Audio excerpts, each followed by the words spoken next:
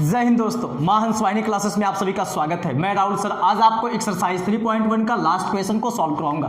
इस क्वेश्चन में देखिए कहा क्या गया है, पहले आप अपनी बुक में एक्सरसाइज 3.1 में देखेंगे तो उसमें दिया गया है 2 किलोग्राम सेब और 1 किलोग्राम अंगूर का मूल्य किसी दिन 160 रुपया था। तो 2 किलोग्राम सेब और 1 किलोग्राम अंगूर पूरा मिला के उसका रेट दिया है 160 रुपया था। ठीक है, एक महीने बाद 4 किलोग्राम सेब और 2 किलोग्राम अंगूर का मूल्य 300 रुपया हो जाता है। अच्छा ये बताइए, इसमें कहीं नहीं कहा है कि 1 किलोग्राम सेब का मूल्य कितना था या 1 किलोग्राम अंगूर का मूल्य कितना था, इसलिए हम सबसे पहले मानेंगे माना 1 किलोग्राम सेब का मूल्य x रुपया है, इसे y p क्यूब कुछ भी मान सकते हैं।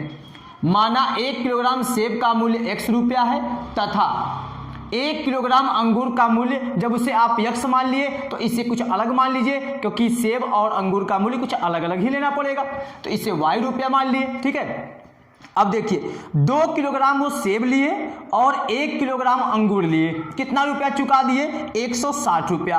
अब बताइए, जब वो 2 किलोग्राम सेब लिए तो 1 किलोग्राम सेब का मूल्य कितना दिया है x रुपया माना गया है, तो 2 किलोग्राम सेब का कितना हो जाएगा, 2 किलोग्राम सेब का हो जाएगा 2x। 1 किलोग्राम अंगूर का मूल्य y रुपया है, तो अंगूर कितना खरीदे, 1 ही किलोग्राम खरीदे हैं, इसका मतलब है कि अंगूर को खरीदने में y रुपया दिए होंगे और 2 किलोग्राम सेब को खरीदने में 2x दिए होंगे, और पूरा पॉकेट से पैसा निकाल के दिए 160 रुपया। इसका मतलब 2 किलोग्राम सेब आ गया और 1 किलोग्राम अंगूर आ गया और 160 रुपया चुका दिए। ठीक है, ये हो गया। कैसे ये हुआ है, ये प्रश्नानुसार हुआ है, प्रश्न के अनुसार हुआ है। ठीक है, अब उसके बाद अगली जो कंडीशन आपकी है इसे आप तुरंत मान लीजिए इक्वेशन नंबर 1। क्या मानेंगे इसे, इक्वेशन नंबर 1।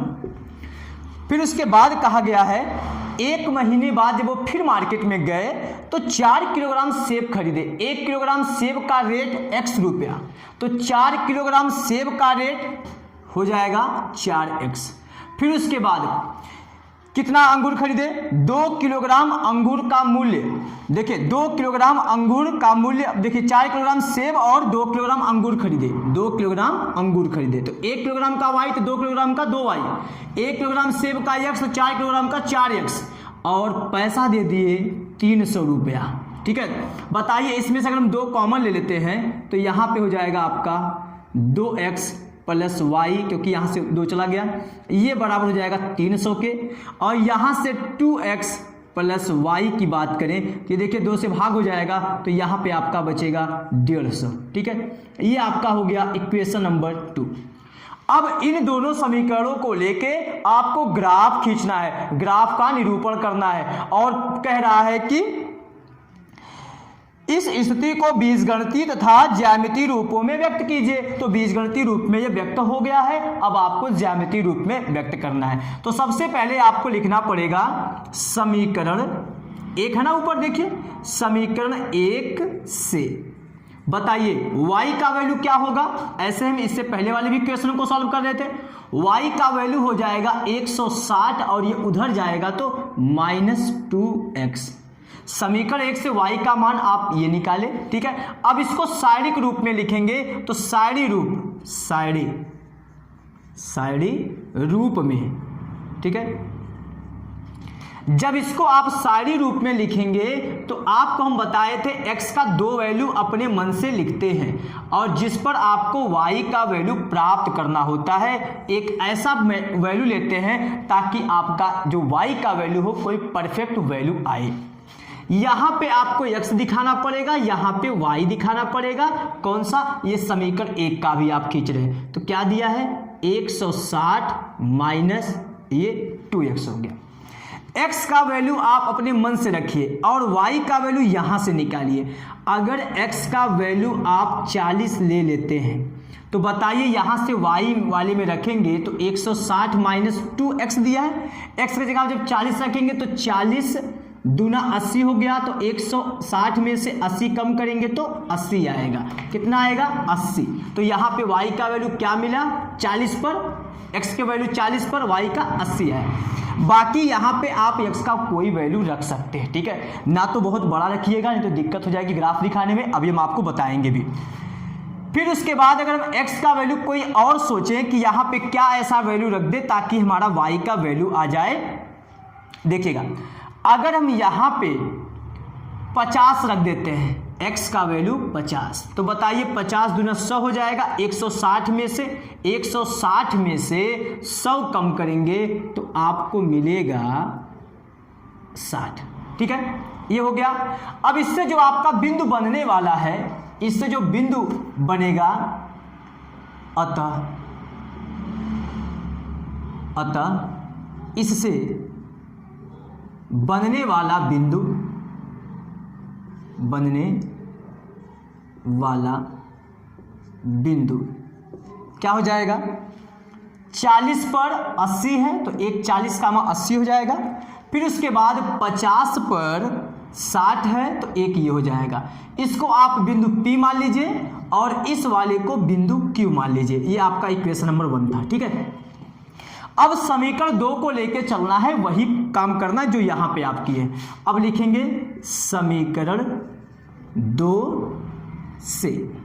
ठीक है, y का वैल्यू बताइए समीकरण 2 से क्या होगा? देखिए यहां से, यहां देखिए y का वैल्यू क्या होगा? 150 माइनस 2x, ये 2x हो गया। ठीक है, अब लिखेंगे सारणी, इसका क्या खींचेंगे? सारणी रूप में। अब यहां पे ऐसे आपको बना लेना है। ठीक है, कम से कम 2 खाना यहाँ पे आपका x का वैल्यू रखने पर y का वैल्यू मिलना चाहिए। बाकी आप 2 से ज़्यादा भी ले सकते हैं, लेकिन 2 काफ़ी है, बताए भी थे हम। 2 वैल्यू निकाल के आप काम कर सकते हैं। y का वैल्यू क्या है? 150 माइनस ये 2x। ठीक है, x का वैल्यू अगर आप 50 लेंगे, 50 तो यहाँ पे रखेंगे 50 दूना 100 और 150 में से 100 कम करेंगे, 150 में से 100 कम करेंगे 50 आएगा।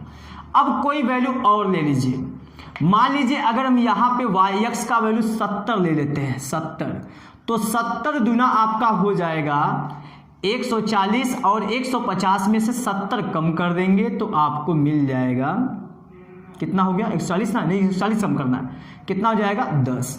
150 में से 140 कम करेंगे तो 10 हो जाएगा।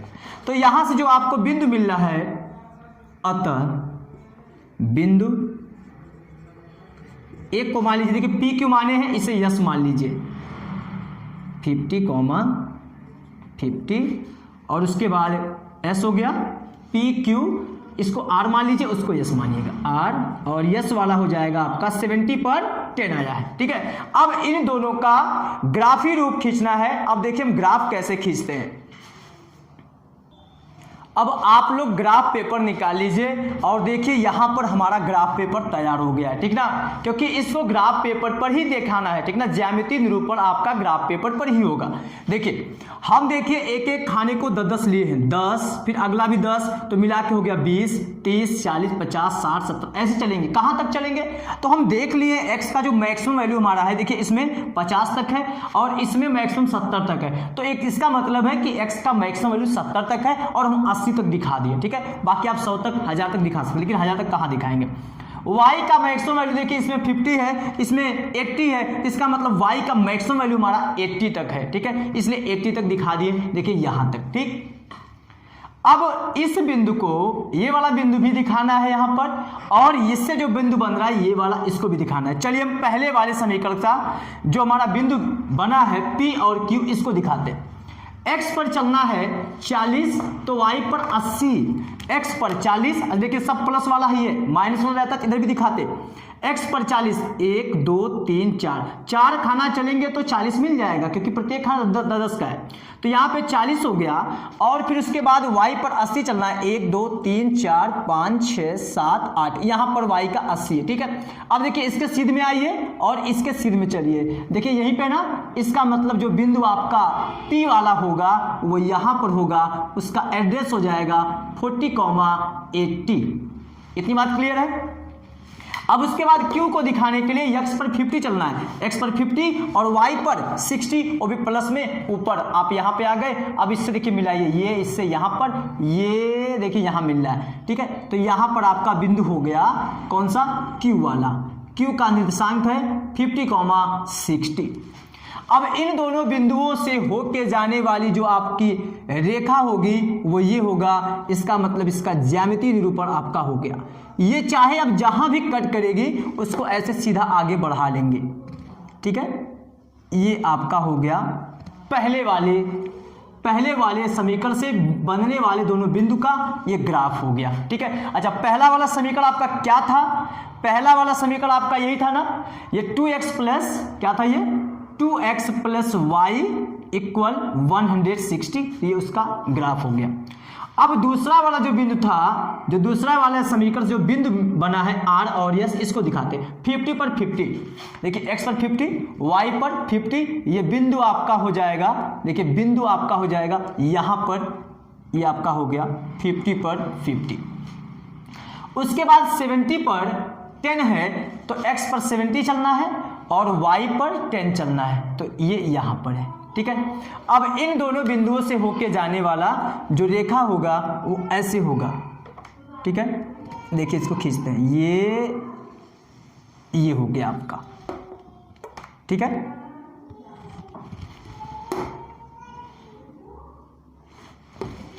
ये आपका बिंदु हो गया R, इसका जो एड्रेस दिया है 50,50। फिर उसके बाद ये वाला जो बिंदु था यस था, इसका जो एड्रेस है 70,10 है, ठीक है। ये दूसरे वाले समीकरण का था, उसका समीकरण था दूसरे का 2x प्लस वाई इक्वल 150। तो ये हो गया इन दोनों समीकरणों का ज्यामितीय निरूपण हो गया और इससे पहले बीजगणितीय रूप हो गया। आशा है कि आपको क्लियर समझ में आया होगा। अगर आपको समझ में आया हो तो प्लीज़ चैनल को सब्सक्राइब कीजिएगा और बेल आइकन को जरूर प्रेस कीजिएगा। Thanks you.